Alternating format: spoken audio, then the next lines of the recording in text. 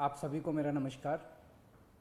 पिछले कुछ दिनों से हम देख रहे हैं कि जैसे जैसे देश भर में कोरोना के केसेस बढ़ रहे हैं, देश के कोने कोने में, हर राज्य में ऑक्सीजन की डिमांड बढ़ रही है, दवाइयों की डिमांड बढ़ रही है, वैक्सीन की डिमांड बढ़ रही है और जगह जगह इनकी कमी महसूस हो रही है। पिछले कुछ दिनों से दिल्ली में भी ऑक्सीजन की काफ़ी ज़्यादा अफरा तफरी मची हुई है। कभी इस हॉस्पिटल में ऑक्सीजन की कमी हो गई, कभी उस हॉस्पिटल में ऑक्सीजन की कमी हो गई, इस हॉस्पिटल में 2 घंटे की ऑक्सीजन बच गई। मैंने खुद रात रात भर अस्पतालों में ऑक्सीजन का इंतज़ाम कराने में गुजारी है कि कहीं किसी अस्पताल में ऑक्सीजन की कमी से कहीं मौत नहीं हो जानी चाहिए। केंद्र सरकार हर राज्य को ऑक्सीजन का कोटा तय करती है। देश भर में जितनी भी ऑक्सीजन बनती है, केंद्र सरकार तय करती है कि इस राज्य को इतनी ऑक्सीजन मिलेगी, इस राज्य को इतनी ऑक्सीजन मिलेगी। अब दिल्ली को कितनी ऑक्सीजन चाहिए? दिल्ली सरकार ने अपना एक एस्टिमेशन लगाया जिसके हिसाब से दिल्ली को रोज़ाना 700 टन ऑक्सीजन की ज़रूरत है। केंद्र सरकार ने हमारा कोटा कल तक 378 टन तय किया हुआ था। ये कोटा कल शाम को बढ़ा के 480 टन कर दिया है केंद्र सरकार ने। इसके लिए हम केंद्र सरकार के बहुत बहुत आभारी हैं। हालांकि हमें अभी और भी काफ़ी ऑक्सीजन चाहिए, लेकिन केंद्र सरकार ने जितना भी बढ़ाया है उसके लिए हम उनका बहुत बहुत शुक्रिया अदा करते हैं।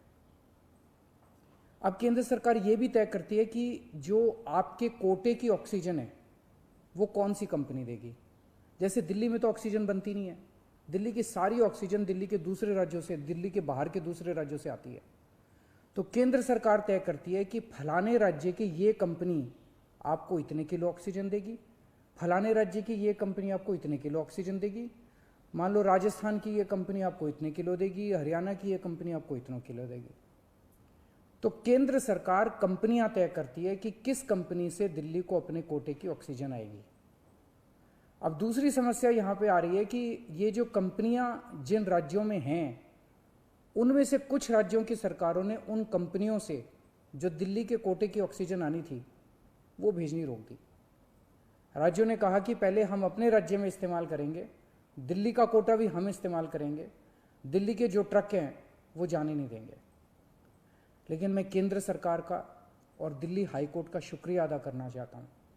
पिछले 2-3 दिन के अंदर उन्होंने हमारी बहुत मदद की है, जिसकी वजह से अब ऑक्सीजन दिल्ली पहुँचने लगी है। जो जो दिक्कतें आ रही थी, हम लगातार पिछले 2 दिन से एक एक मिनट टू मिनट, मैं खुद, मनीष जी, मैं, हमारे सारे ऑफिसर्स केंद्र सरकार के लगातार संपर्क में थे।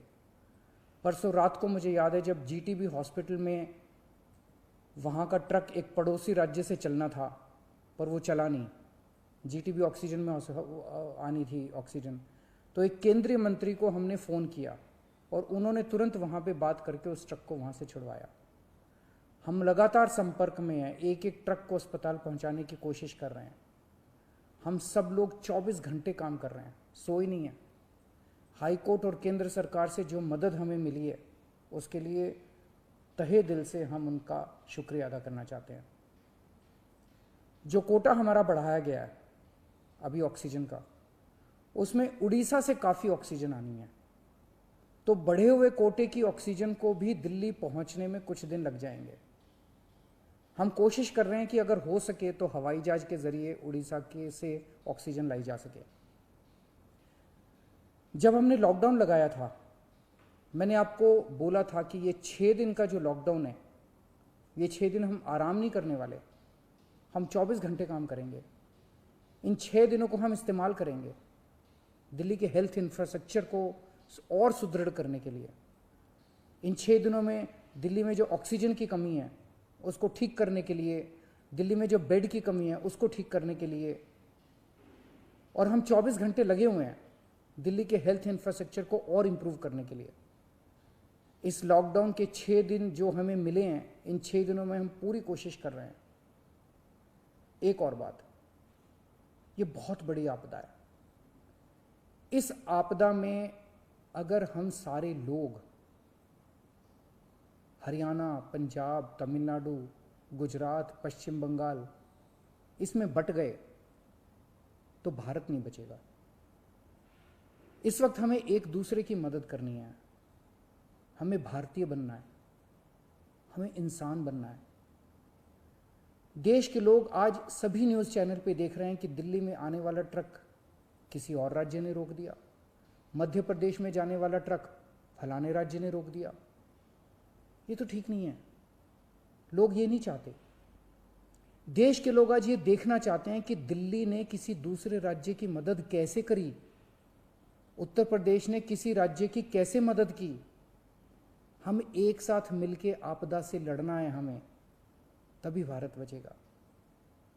अभी तो समय ये है कि उत्तर प्रदेश वाला दिल्ली की मदद करे, दिल्ली वाला हरियाणा की मदद करे, हरियाणा वाला बिहार की मदद करे, बिहार वाला गुजरात की मदद करे। हम सारे लोग अगर एक दूसरे की मदद करेंगे तभी तो भारत बचेगा। और अगर इतनी मुश्किल घड़ी में भी हम सारे एक दूसरे से लड़ने लग गए तो अगर भारत राज्यों में बट गया इस समय तो फिर भारत को कौन बचाएगा। मेरी सारी नागरिकों से अपील है, सारी सरकारों से अपील है कि आइए मिलके एक होके लड़ते हैं। अगर हम मिलके लड़े एक मुट्ठी बनेगी, हमारे सारे संसाधन मिलके एक साथ इस्तेमाल होंगे, हमारी ताकत बढ़ेगी, हमारी शक्ति बढ़ेगी। और अगर हम बट गए तो फिर कोई हमें नहीं बचा पाएगा। मैं सभी राज्य सरकारों से कहना चाहता हूँ कि दिल्ली का मुख्यमंत्री होने के नाते मेरे से जो बन पड़ेगा, मेरे हाथ में जो होगा, आप मुझसे मांगिए, मैं दूंगा। पूरे देश की मदद करेंगे। अगर दिल्ली में हमारे पास ऑक्सीजन ज़रूरत से ज़्यादा होगी तो हम दूसरे राज्यों को ऑक्सीजन देंगे। अगर हमारे पास किसी दवाई की ज़्यादा मात्रा होगी तो वो भी हम दूसरे राज्य के साथ बांटेंगे। और जब दिल्ली में कोरोना कम होगा और किसी दूसरे राज्य में डॉक्टर्स की ज़रूरत हुई, हम वहाँ डॉक्टर्स भी भेजेंगे। हम सभी भारतवासी हैं, हम अपने देशवासियों की मदद करेंगे, सभी राज्यों की मदद करेंगे, क्योंकि ये बीमारी कोई बॉर्डर देख के नहीं फैलती। मैं उम्मीद करता हूँ कि इसी भावना के साथ हम सभी मिलके एक साथ, सारी सरकारें, केंद्र सरकार, सारी राज्य सरकारें, हम मिलके काम करेंगे, एक भारत बन के काम करेंगे कोरोना को हराने के लिए। हमें पूरी दुनिया के सामने दिखा देना है कि विश्व में सबसे ज़्यादा कोविड केसेस भारत में होने के बावजूद कैसे भारत के लोगों ने, यहाँ की सरकारों ने मिलके कैसे इस आपदा से लड़ाई की, कैसे हमने सारा प्रबंधन किया। भारत के लोग दुनिया को दिखा देंगे कि कैसे एक साथ मिलके इस खतरनाक बीमारी को हमने हराया। जय हिंद।